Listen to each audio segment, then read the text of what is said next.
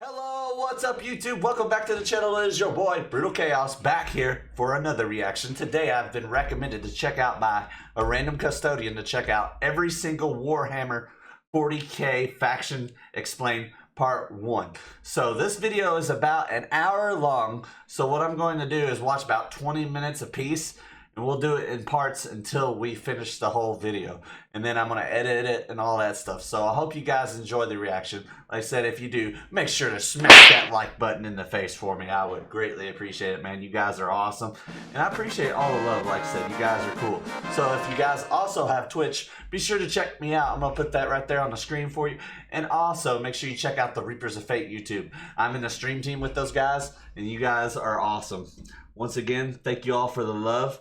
Big shout outs to Random Custodian. Hope you enjoy the video. Let's pop it up here.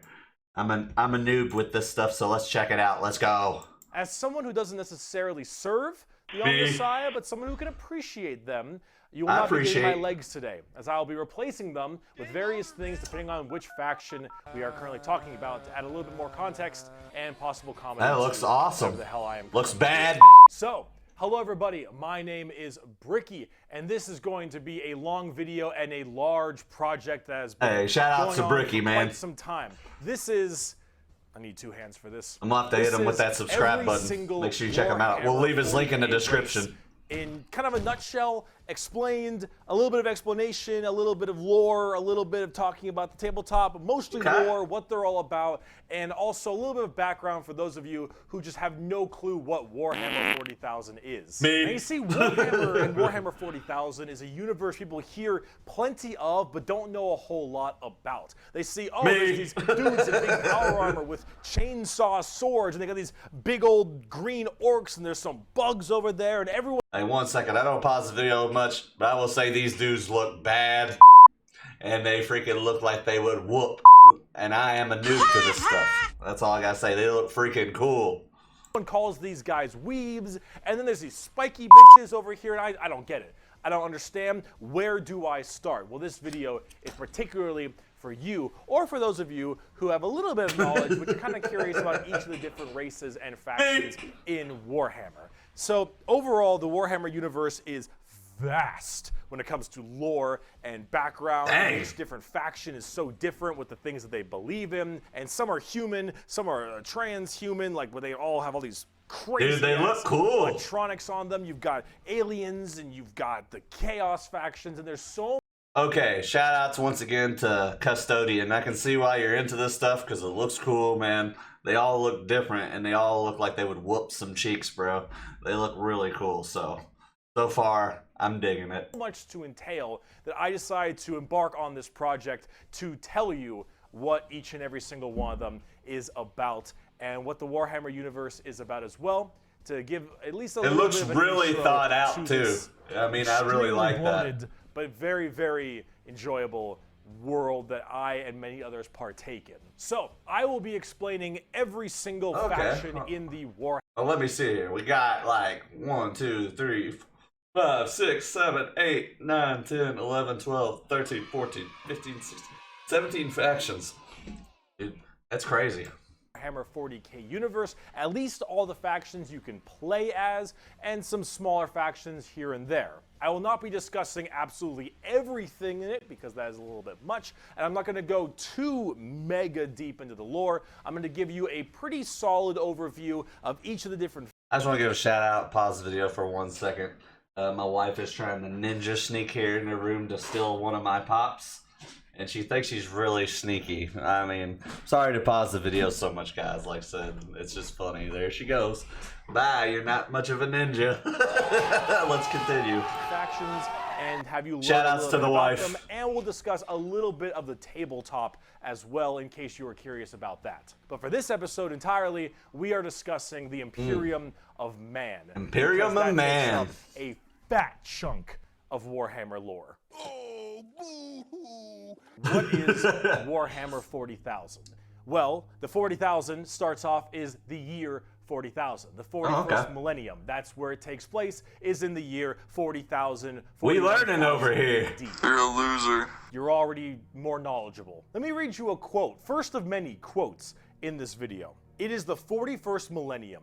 For more than 100 years, the Emperor has sat immobile on the golden throne of Earth. He is the master of mankind by the will of the gods. So that's the master Emperor of you all million keep talking worlds by about. the might of his inexhaustible armies. He is a rotting carcass, writhing invisibly with power from the dark age of technology. He's He a is bad the carrion dude. Lord of the Imperium, for whom 1,000 souls are sacrificed every day so that he may never truly die. Wow. To be a man So he in such can just keep times is to living be amongst eternal. Untold billions. It is to live in the cruelest and most bloody regime Holy. imaginable. These are the tales of those times. Forget the power of technology and science, for so much has been forgotten, never to be relearned. Forget the promise of progress and understanding, for in the grim, dark future, Dude, this dude would mess you up. Like he there would is no suck peace you. amongst the stars, only an eternity of carnage and slaughter, and the laughter of thirsting gods. Wow. Everything blows. And it blows fucking hard. Damn. Most dark and depressing universes ever in fiction, or at least like top 3. Everything is so absurdly horrible, destructive, or overpowered that it all looks kind of like ends it. up canceling itself out. It's like Dota. War rages across the galaxy. Well, it's just constant Interstellar war. travel is only possible due to sacrificing 1,000 souls Holy to crap. a rotting carcass of a man who you believe to be your god. Demonic gods and just demons tear Wow. open the fabric of reality on a whim. Other Xenos or even other humans end up killing each So wait a minute. So this man is literally sacrificing 1,000 souls a day to live forever. So imagine that, to live forever. He's freaking like consuming 1,000 plus souls a day, dude. That's one bad dude, man. I would not mess with that guy. That's some dark. That's some dark stuff. other in untold billions across the galaxy. It is a time of unending war, slaughter, It is super and a cool, though. bloodbath amongst everyone. It's got some super cool Planets lore are here. deemed unrecoverable and are completely destroyed on a Nuke. Wow. Everything sucks. But that's like the charm of it. See, everything in Warhammer is evil. But being Yep. evil is kind of fun. Like humanity, it He's is got a own fair right, point. is a xenophobic prejudice and Being good ain't religious fun. You gotta be zealot bad. group that kill each other just as much as they kill all of their enemies.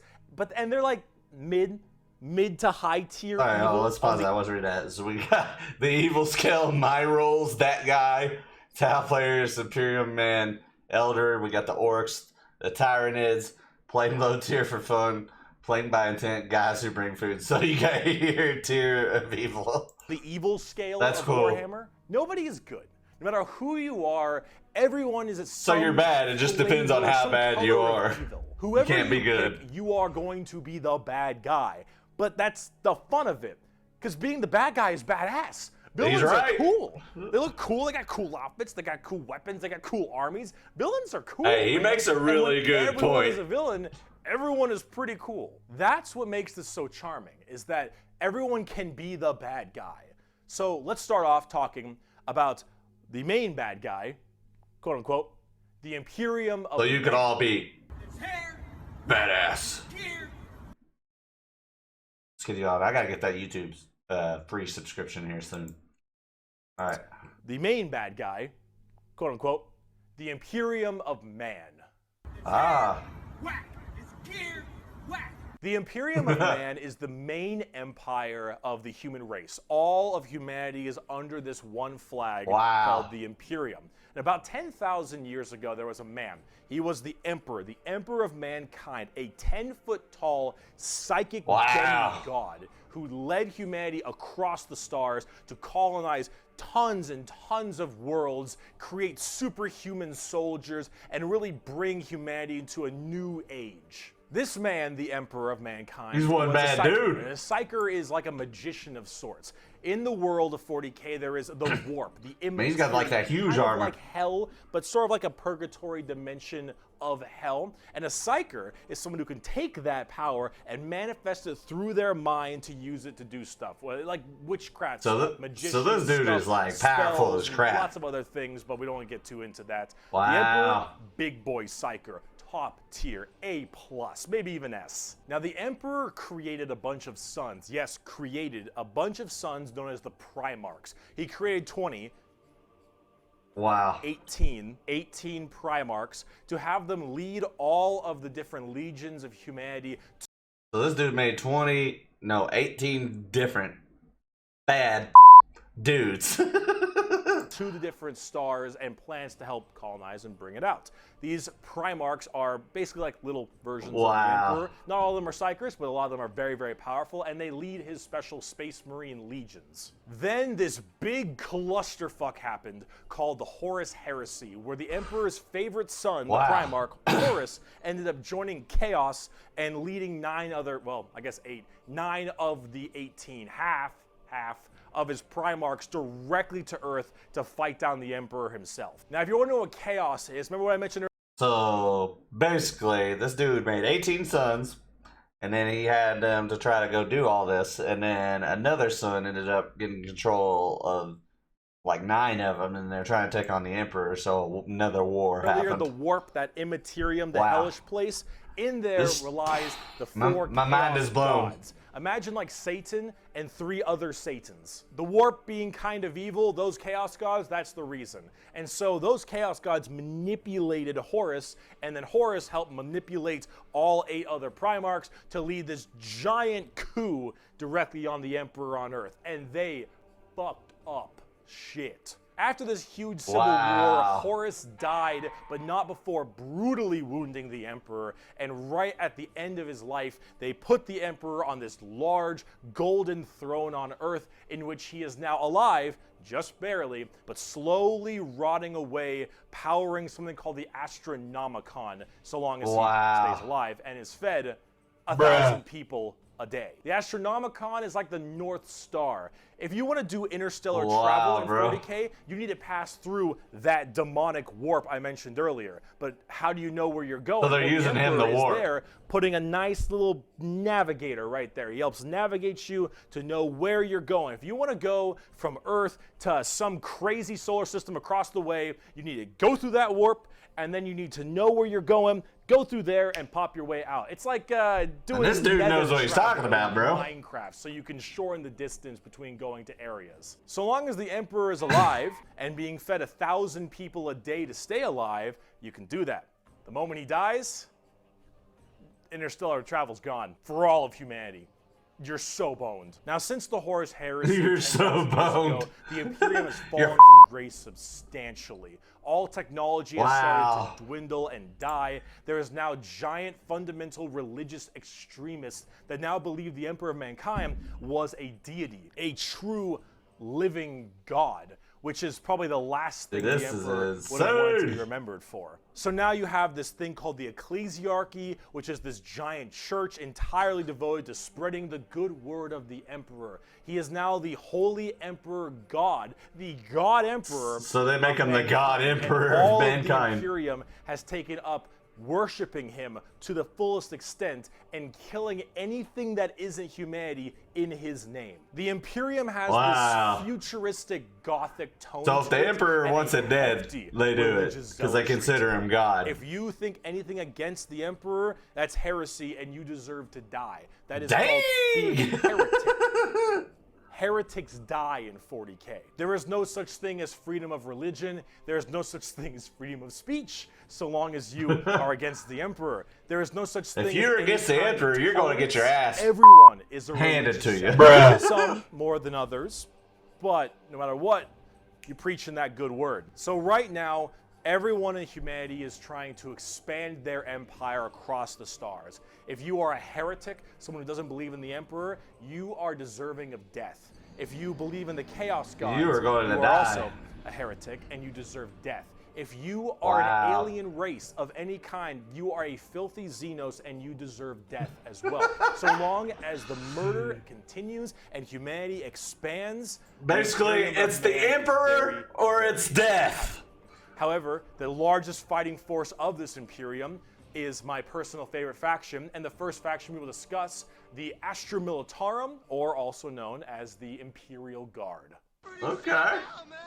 You finished? That's it, man. Game over, man. The Imperial Guard Game is the over, main man. fighting force of the Imperium, and in a world of horrifying creatures, galactic Wow. monstrosities, the literal demons themselves breaking through the fabric of time to kill you, the Imperial Guard are untold billions of regular men and women wearing modern day like flak armor with a laser rifle. This is the humble las gun, the main weapon of The the las Imperial gun. Guard. It fires superheated plasma lasers at an extremely fast fire rate. It is reliable, never jams. It can blow off limbs, giant holes in concrete. It is overall an extremely devastating weapon in modern day. It is one of the weakest in the 40K universe. Yeah, a laser rifle that never jams, it could blow off limbs, one of the weakest weapons. That's the world we're in right now. But who cares? Because the Imperial Guard has, in each battle, 500,000 of these men and women. 30,000 large armored tanks, 10,000 artillery So they got batteries. like big The tanks and Imperial they got Guard wins through they got sheer everything, numbers bro. and firepower. They kind of have this World War Holy. I and World War II style aesthetic with legions of guardsmen as well as high company commanders. That's what I was about to say. They got like old armor looking. And multiple kinds of troops. A normal Imperial Guard battle starts off with artillery, long lines of artillery, cracking the crust of the planet underneath the enemy's feet. And as this barrage continues, hundreds of thousands of guardsmen, a sea of guardsmen surges forward, firing and charging at everything possible while the planet rumbles as tanks roll up behind them. Gunships block out the sun and tanks block out the dirt with the steps and hoofprints of millions of guardsmen. Bruh. Really cool. As tanks roll up behind them. Gunships block out the sun and tanks block out the dirt with the steps and hoofprints of millions of guardsmen. It is through numbers and sheer sundering firepower. They are the first and last line of defense for the Imperium and make up a huge bulk of the battle. So they're awesome too. They will whoop you. Tons of different kinds of regiments. Okay, that looks cool. Rainbow, basically. Death world that's more hospitable than almost any firefight they'll ever get into. So they just have this steroid-looking, giant knife, Rambo Predator-looking sons of bitches, where nothing is anywhere near as scary as a simple knight on their home planet. You have the Valhallan winter soldiers who haven't felt their toes in 300 years. The Mordian Iron Guard who are more interested in making their shoes shine. They got all than actually kinds. fighting a battle. And then, of course, the big one, the Cadians from Cadia. The biggest export of guardsmen in the entirety of the Imperium. Oh my God. You will fire your first gun at 5. You will disassemble and reassemble it at 10. You will have pounding artillery drills day in and day out. And this is just one. 15, and you'll fight your first swarm lord at 16. And if you mention Cadia, you will burst into an unrelenting amount of tears and sadness like I do daily. To quote, I have at my command an entire battle group of the Imperial Guard. 50 regiments, including specialized drop troops, stealthers, mechanized formations, armored companies, combat engineers, and mobile artillery. All right, over half a we'll million go up to the next faction, and then we're gonna have to do part 2. This is insane, bro.